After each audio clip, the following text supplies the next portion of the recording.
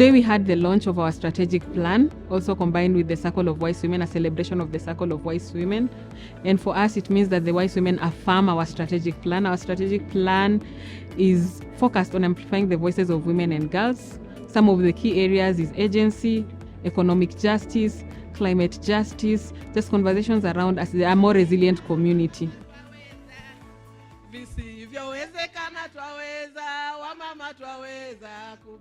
Today's event was a manifestation and a celebration of good work done by women of Kibera in their own identity, which they have pronounced clearly and articulated. They have an identity in Kibera as POLYCOM girls, and they started from where the needs of their lives was and how they found that they are not leading a life that gives them their dignity. So they want to retrieve and restore their dignity, and that is what they were celebrating today with a strategic planning launch.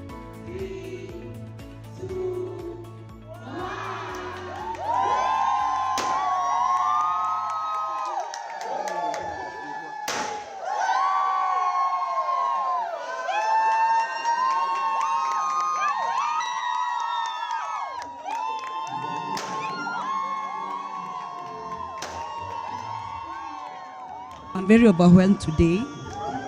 I'm very excited today to actually see how far, not only just POLYCOM girls, but how far Jane has come.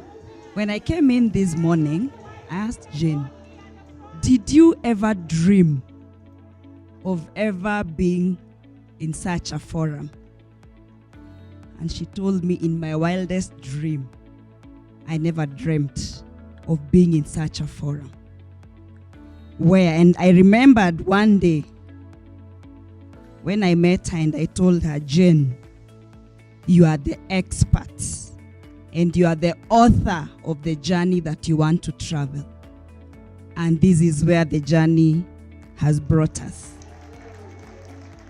Passing the baton is about bringing everybody into the conversation, accepting that our trailblazers who are currently retired still have a lot of wisdom which we can harvest from, and also accepting that the younger people also have wisdom that we can listen to.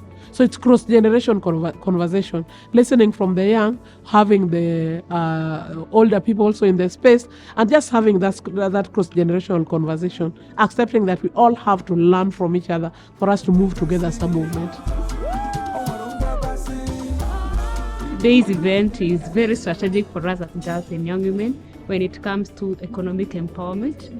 Yes, and the bit of passing the baton, because I am a testimony that the founder, Jane Agar, found me in Homa Bay County, and she has really mentored me and also given me and taken me to spaces where I have gotten to network and also learn from the expertise that has made me learn more and more on how the CSO network and also how it works, and how you can leverage on what is best for you as a girl and a young woman, and to be objective as a girl and a young woman to spearhead that which is important to you as a person.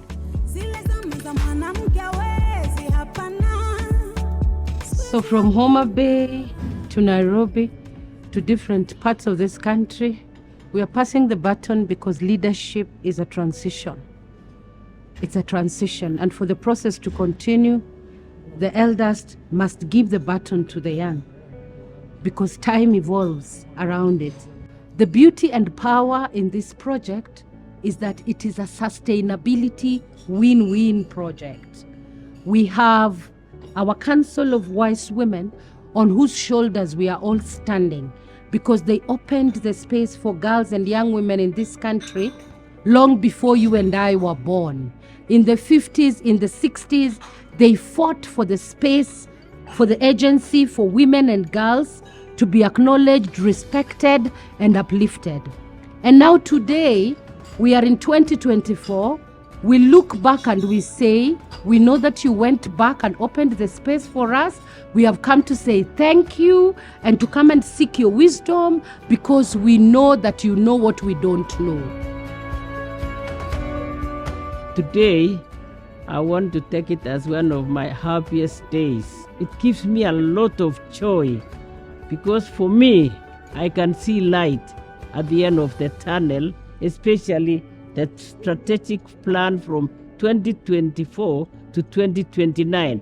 Looking at the young girls sitting in this room, it really gives me joy to say that there is somebody somewhere who cares. There is a lot that has been achieved, although there is still a lot to be done to accomplish the program and the agenda for women and girls.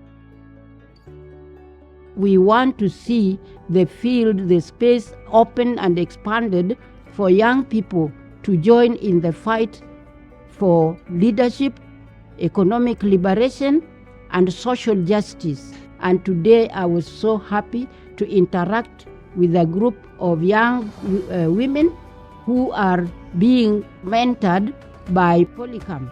And I could see the determination from the faces of those whom we met, and also the contributions we have made for them, opening ourselves for consultation, for guidance, for support at any time. And I want to wish them all the best of luck and success in their engagement in the public life.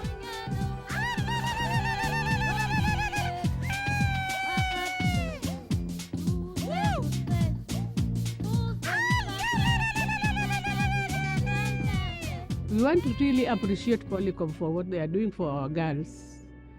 Personally, I've lived in Kibera for the last 50 years, and I know the problem our young girls are going through in Kibera, which is what POLYCOM has been trying to help the girls not to go through. Our girls go into early marriages or early pregnancies because of lack of the necessities as a girl.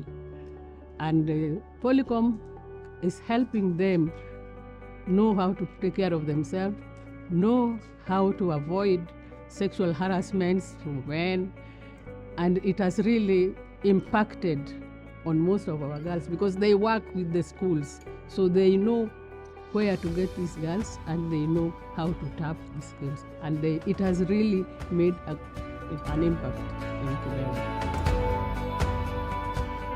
The power is in this house. Yes. And let us make a declaration. This is the change of the women of movement of Kenya.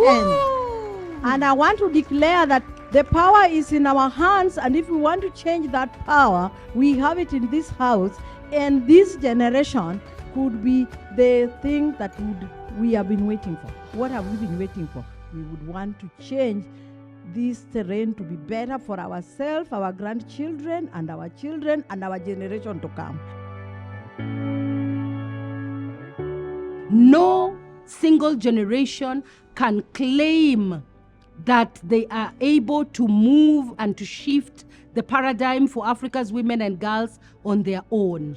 Therefore, solidarity, collaboration is key.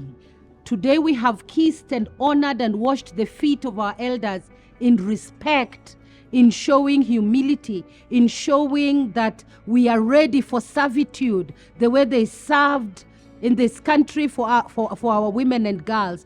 We have washed their feet because that is the only gratitude we could show, and we have brought our own humility to them to say we thank you. You fought long before we were born. You fought when we were still children. Today we are speaking as girls and women because you fought. And so we continue with passing the baton because it is a sustainable, continuous project for us and very powerful for Africa's women and girls. What the new leadership means at POLYCOM Girls is that we are looking at trusting young people with leadership. We are looking at cross-generational conversations. We are looking at sustaining the gains that we've gotten historically and just making sure future generations have something they can learn from. As an organization, we are opening our hearts and our spaces to learning from the women who've been in this space, from various actors, from civil societies to government agencies, to just ensure that we are able to achieve our strategy and able to constantly adapt to the realities that we have in the country and the realities that we have as a nation and the world. In the next 5 years, I'm seeing a very vibrant organization with young people leading. I'm seeing more agency of women and girls working together without competition, but complementing each other. I'm seeing a space where girls are not shy to talk to because they lack no one to talk to, but we have a chain of people that they can refer to and talk to very openly. I wish you the best, young people. The space is yours. The resources are there. The opportunities are there. Take it, run with it.